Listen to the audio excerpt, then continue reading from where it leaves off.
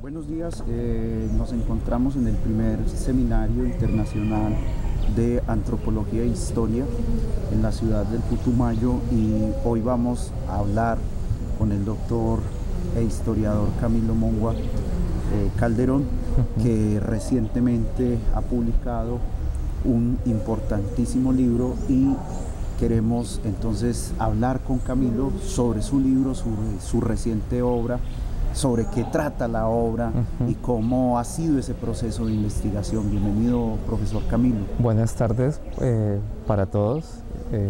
Muchas gracias por la invitación, profesor Saúl, a esta entrevista. Bueno, el libro pues, es resultado de la investigación doctoral que realicé para Flaxo, Ecuador, cuando cursé allí mi doctorado en historia. El libro trata sobre la forma como se construyó el Estado en la frontera en el siglo XIX. Aborda varios aspectos sobre lo que fue la configuración territorial y espacial del Putumayo y lo que en ese momento se llamaba el territorio del Caquetá. Entonces es una obra que discute la manera como se ha entendido el Estado en la frontera y al mismo tiempo hace un intento de dar otra mirada sobre cómo se conformaron las sociedades locales en el periodo republicano. Entonces, la obra pretende explorar el papel de las sociedades locales en la formación del Estado, o lo que algunos autores llaman las formaciones cotidianas del Estado. Entonces, en eso se centra el libro. El libro, pues, van a encontrar fuentes tanto del Estado colombiano como también correspondencia de misioneros que estuvieron en la región, tanto jesuitas como misioneros capuchinos que llegaron a partir de 1896. Profesor Camilo, su libro no solamente abarca un territorio en Colombia, también hay unas correspondencias históricas en esos territorios y que tienen que ver mucho con Ecuador, sí, ¿cierto? Con la Amazonía norte ecuatoriana. ¿Qué elementos en esa lógica de entender la historia de una macro región, ¿cierto? ¿Qué elementos podemos rescatar que nos permitan en el lado ecuatoriano entender los aspectos del Estado relegado? Ok. El argumento del libro es que el Estado se construye en la frontera por medio de la delegación de actores que generalmente nosotros no tomábamos en cuenta como formadores de Estado, ¿sí? En este caso, pues, algunos comerciantes que visitaban y que después se asentaron en la región y misioneros que visitaron a los grupos indígenas. Hoy en día tenemos una frontera que está y que hace parte de los procesos de negociación de Colombia y Ecuador en la década de 1910, pero para el periodo del libro, que inicia en 1845, tenemos unas fronteras muy difusas, ¿sí? Lo que hoy en día es el Aguarico, el río San Miguel, ¿sí? Y hasta el Napo, pues eran regiones que las fronteras eran muy borrosas. Tanto como Colombia, Ecuador y Perú habían establecido sus fronteras a partir de mapas, pero en realidad no habían logrado establecer asentamientos, no habían logrado expandir lo que generalmente conocemos como el Estado y sus instituciones. Entonces lo que vamos a ver es un territorio que se construye desde los actores locales y también de los incipientes proyectos que realizan los estados.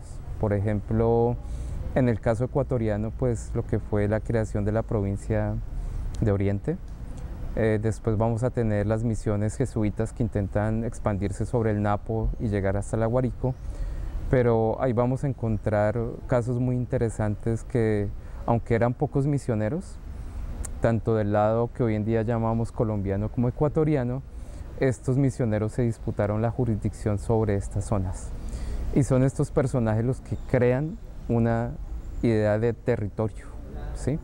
El territorio de por sí solo existía en el mapa, ¿sí?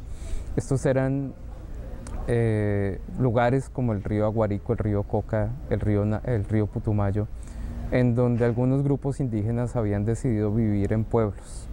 Entonces es allí en esos pueblos en donde estos actores van a desarrollar esa idea de Estado y esa idea de nación, ¿sí? Entonces, por ejemplo, vamos a tener algunos casos para el río Coca, algunas notas de protestas diplomáticas por parte de Colombia y después de Ecuador, en donde cada país se acusa mutuamente de invadir territorio que éste pretende, ¿sí? Y no es que Colombia o Ecuador tengan un funcionario, no. Son misioneros que llegaron a la Guarico al tiempo, ¿sí? Tanto de Colombia como de Ecuador, y son estos misioneros los que van a informar a las autoridades centrales que hay actores colombianos o actores ecuatorianos. Entonces vamos a tener una región que para entonces sus únicos agentes van a ser comerciantes o curas. Entonces es una historia muy rica porque lo que nos lleva es a comprender cómo se forma una idea de Estado, ¿sí? Más allá de una materialidad que generalmente es lo que solemos buscar los historiadores en los documentos, ¿no? La materialidad del Estado, pero lo que vamos a encontrar es en el Aguarico, en el Coca, son ideas de Estado que llegan, tanto del Ecuador como de Colombia. Entonces tenemos fronteras muy difusas porque no se han delimitado, los dos estados no han negociado la frontera todavía, pero hay agentes del Estado que están haciendo esa función de crear esa idea, ¿sí? Y con el paso de los años, esa idea se va fortaleciendo en la región. Entonces los actores locales comienzan a identificarse con la idea del Estado ecuatoriano o la idea del Estado colombiano, ¿sí? Sí, es bien interesante además porque la trama del libro en esas fronteras difusas, producto de la abolición de la Gran Colombia en el 1831, pues van a dejar esos vacíos estatales allí. Y me surge la reflexión al haber leído algunos apartes del texto y escuchándolo, profesor Camilo, y me surge la siguiente pregunta, y es, ¿qué aportes, cierto, han hecho los misioneros a la construcción cartográfica de un territorio que durante siglos estuvo al margen de las capitales de ambas naciones? Me refiero a Quito y me refiero a Bogotá. Bueno, hay un cambio muy importante en el papel del religioso en el siglo XIX. Tras las independencias muchas órdenes salen, ¿sí? Otras son expulsadas. Se mantienen las estructuras de las diócesis, ¿sí? Y de los sacerdotes diocesanos. Cuando se comienza a discutir desde las élites de Quito o las élites de Bogotá, el tema de la construcción de la nación, comienzan a preguntarse sobre quiénes van a cumplir la labor de civilizar esos grupos que son salvajes, ¿no? Entonces en Colombia y en Ecuador hay una discusión muy interesante sobre la ciudadanía indígena, ¿sí? ¿Cómo se va a llegar a que esos indígenas sean ciudadanos? Ustedes ven que en Colombia hay todo un debate largo en el siglo XIX sobre la igualdad, ¿sí? Y la igualación de derechos. Al final, esas son discusiones que se dan allá en el Congreso entre los diferentes representantes de las provincias o los estados.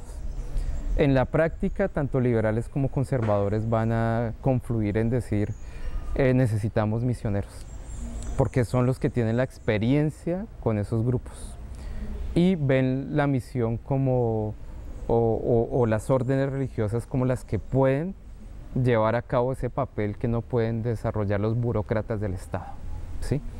Porque tampoco todavía tienen un cuerpo amplio de profesores, ¿sí? El Estado está formándose. Y los religiosos van a tomar una labor fundamental en las naciones porque ya su papel ha cambiado en esta región, en este continente. Antes ellos estaban con una figura muy diferente en la monarquía, ¿sí? Que era el compromiso y el patronato real que estaba y que establecía que el rey debería garantizar la expansión de la fe, ¿sí? En el siglo XIX esto cambia.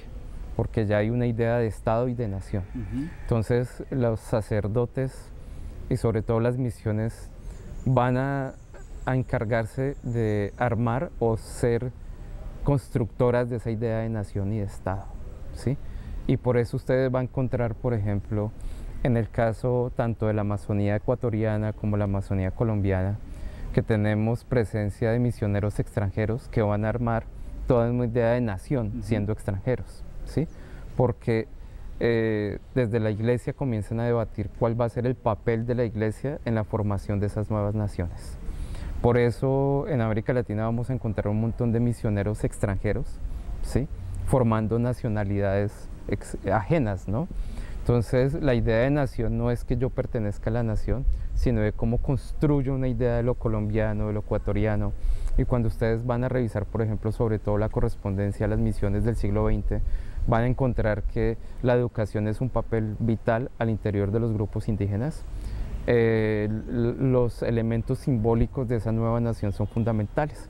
Entonces, por ejemplo, ustedes en las fotografías se encuentran en estos pueblos donde están haciendo presencia los misioneros, la bandera de Colombia izada o la bandera de Ecuador izada, o que los niños tienen que aprenderse el himno, ¿cierto? O reconocer la simbología del Estado-Nación. Entonces, los misioneros van a ser fundamentales en la construcción de las naciones, ¿sí? En América Latina hay un debate división entre, por ejemplo, la separación Estado-Iglesia, pero yo creo que para el caso de la Amazonía, más allá de eso, es sobre qué papel van a cumplir los religiosos en la formación de la sociedad, ¿sí? Y para los grupos que estaban en ese momento discutiendo en los senados o en las cámaras, estaban debatiendo sobre cómo vamos a incorporar a la ciudadanía todos estos grupos indígenas, ¿sí?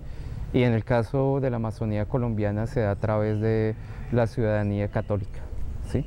Entonces por eso la misión o los misioneros deben llegar a no solo evangelizar, ¿sí? Sino también llevar a los indígenas hacia el tránsito de la ciudadanía, que en Ecuador pues va a ser muy similar con García Moreno, ¿sí? Pero que después eso se va a romper muy fuerte con la llegada de Eloy Alfaro, la expulsión de los jesuitas y una mirada muy liberal sobre la ciudadanía indígena a través del trabajo. Por ejemplo, a mí me llamó mucho la atención en el archivo del Napo, ¿sí? De la antigua provincia de Oriente, que se comienzan en la época del caucho a establecer un control sobre el trabajo indígena a través de contratos.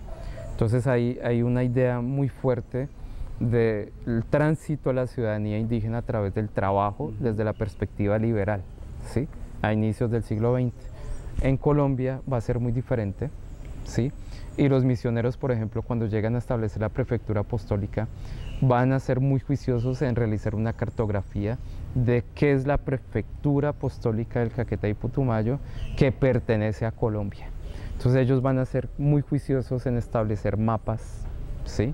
Y en establecer una cartografía de la prefectura que pertenece a Colombia, ¿sí? Y ahí van a entrar en discusiones también con Ibarra, por ejemplo, porque Ecuador en esa parte, después de que llega Eloy Alfaro, descuida las misiones del Napo, descuida toda la parte del Aguarico. Entonces, por ejemplo, son los misioneros catalanes quienes van a encargarse de realizar excursiones apostólicas por esta región, ¿sí? Pero reconociendo la jurisdicción del obispo de Ibarra. Entonces es muy interesante porque son estos personajes que generalmente uno no asocia al Estado, ¿sí?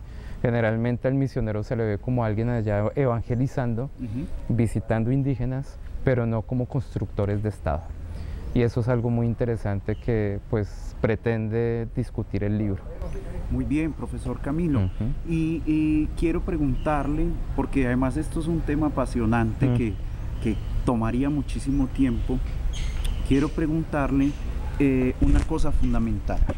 ¿Qué importancia revierten estos espacios, este primer Seminario Internacional de Historia y Antropología para una región que tiene una larga historia y que todavía no ha sido desentrañada algunos aspectos de ella, porque pues se ha caído comúnmente a reducirla a la época del caucho, y su libro se ubica antes del caucho y además aborda una temática que es fascinante, que es la conformación de los estados y la fijación de fronteras en un territorio que para algunos autores ha sido tratado como un territorio marginal dentro de incluso la Colombia de hoy y el Ecuador de hoy, ¿cierto? Entonces, ¿qué importancia tienen estos espacios?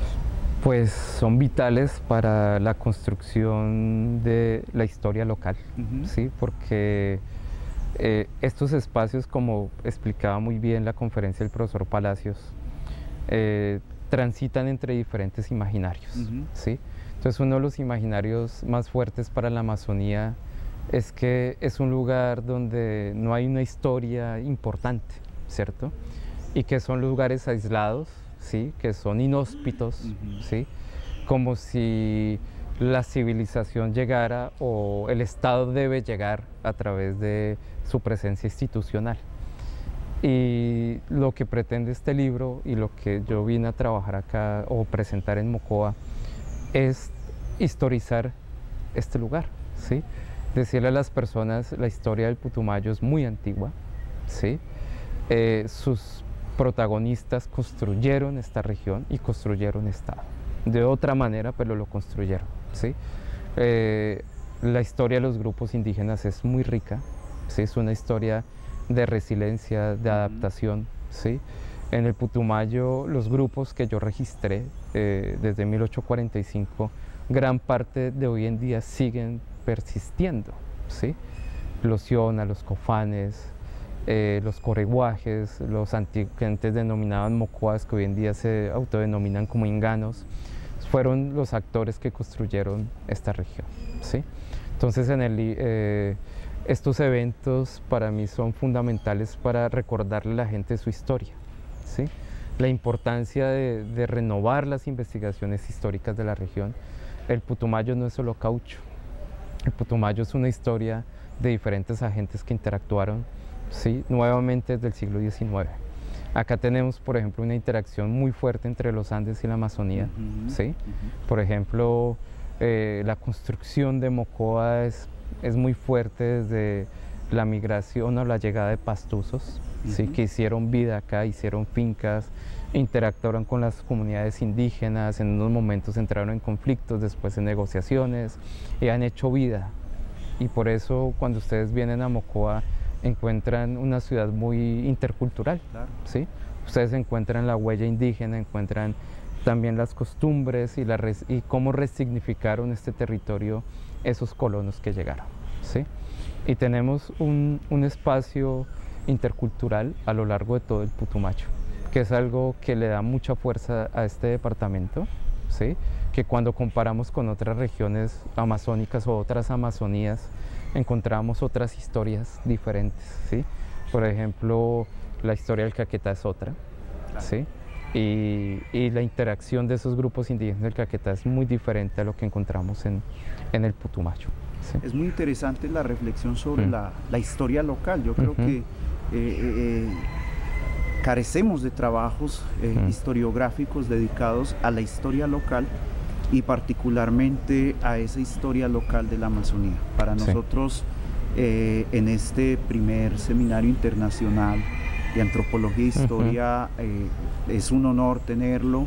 Le agradecemos muchísimo desde la Academia Putumayense de Historia, desde el Centro Internacional de Estudios Andino-Amazónicos y desde el Grupo Estado y Desarrollo de la Universidad Politécnica Salesiana por su participación acá y sobre todo por permitirnos comprender aspectos de una historiografía todavía por construirse. Muchas gracias, profesor. Muchas gracias a ustedes por la invitación. Ha sido un honor tenerlo hoy en estos espacios. No, a ustedes por la invitación y pues aplaudo estas iniciativas y ojalá continúen a lo largo de estos años. Muchas gracias. Muchas gracias.